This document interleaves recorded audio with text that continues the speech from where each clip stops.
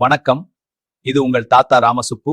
உலக பொதுமறை திருக்குறளை நான் புரிந்து கொண்ட மட்டில் சிறு கதைகள் மூலம் சொல்லும் முயற்சி இது. தவறிருந்தால் திருத்தவும், பிடித்திருந்தால் ஆதரவளிக்கவும். தேக்கடியின் அதிகாலை பொழுதில் காடுகள் பச்சைப்பட்ட போல் விரிந்திருக்கின்றன. பறவைகளின் இனிய குரல் ஒலிகள் குளிர்ந்த காற்றில் கலந்து வருகின்றன. பெரியார் ஏரியில் மேகமூட்டம் மெதுவாக நகரும் காட்சி கண்கொள்ளா எழிலாக உள்ளது. முத்துவைத்தியனின் குடிசைக்குள் புகையின் மணமும் மூலிகைகளின் வாசனையும் நிறைந்துள்ளன. பழைய வேத ஓலைச்சுவடிகள் மூங்கிலமாரியில் அடுக்கப்பட்டிருக்கின்றன. ஒரு சிறிய எண்ணெய் விளக்கின் ஒளி அந்த இருண்ட இடத்தை மெதுவாக ஒளிரச் செய்கிறது. எழிலன் தன் கையில் வலுவான வில்லுடனும் தோளில் அம்புக்கூடுடனும் வேட்டைக்குச் செல்கிறான்.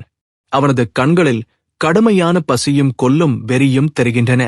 காலை பனியில் நனைந்த புல்லின் மீது அவன் கால்கள் அமைதியாக பதிகின்றன. எழிலன் ஒரு பெண் மானை நோக்கி அம்பு விடுகிறான். அந்த அம்பு சரியாக அதன் மார்பில் பாய்கிறது.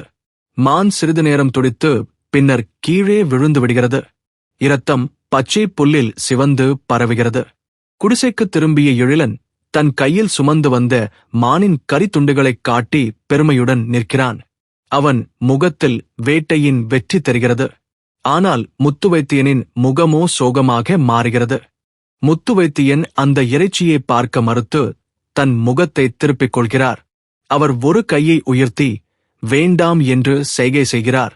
அவருடைய கண்களில் கருணை மட்டுமே ததும்புகிறது. எழிலனுக்கு கோபம் வந்துவிடுகிறது. இது கரி, பசிக்குத்தான் உண்கிறோம் என்று அவன் கத்துகிறான். அருகில் இருந்த மூலிகை பொடிகள் தரையில் சிதறுகின்றன. முத்துவைத்தியனோ மிக அமைதியாக அசையாமல் உட்கார்ந்திருக்கிறார். முத்துவைத்தியன் மெதுவான குரலில், உயிரிருந்த போது நீ இந்த மாமிசத்தை தொட்டிருக்க மாட்டாய். இறந்த பின் ஏன் உண்கிறாய் என்று கேட்கிறார். அவருடைய குரலில் கடுமை இல்லை, ஆனால் கேள்வி கத்தியே போல் குத்துகிறது. எழிலன் அதற்கு பதில் சொல்லத் திணறுகிறான். குறிஞ்சி தன் கையில் காட்டுக்கிழங்குகளும் கனிகளும் நிறைந்த கூடையுடன் வருகிறாள். அவள் உள்ளே நுழைந்தவுடன் சூழ்நிலையின் பதற்றத்தை உடனே உணர்கிறாள். 2 ஆண்களும் சண்டை போன்ற நிலையில் உறைந்து நிற்பதை அவள் கவனிக்கிறாள். குறிஞ்சி தரையில் அமர்ந்து ஒரு கதை சொல்லத் தொடங்குகிறாள். என் தந்தை ஒருநாள் ஒரு குட்டியுடன் விளையாடும் பெண் மானை கொண்டார் என்று அவள் சொல்கிறாள். எழிலனும் முத்துவைத்தியனும் கவனமாக கேட்கிறார்கள். அந்த குட்டி 3 நாட்கள் அந்த இடத்தை விட்டு நகரவில்லை.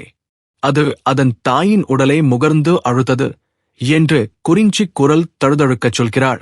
அவள் கதையில் வரும் குட்டியின் துயரம் அறையையே நிரப்புகிறது.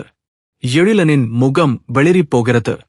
எழிலனின் கையிலிருந்த இறைச்சி துண்டு தரையில் சரிந்து விழுகிறது. அவன் வெறித்துப் பார்க்கும் கண்களில் ஏதோ ஒன்று உடைந்தது போல் தெரிகிறது. குறிஞ்சியும் முத்துவைத்தியனும் அவனை அமைதியாக பார்க்கிறார்கள். முத்துவைத்தியன் தன் விரலை உயர்த்திக் காட்டி, சேரின் தலைப்பிரிந்த காட்சியார் உன்னார், உயிரின் தலைப்பிரிந்த உன் என்ற குரலைச் சொல்கிறார்.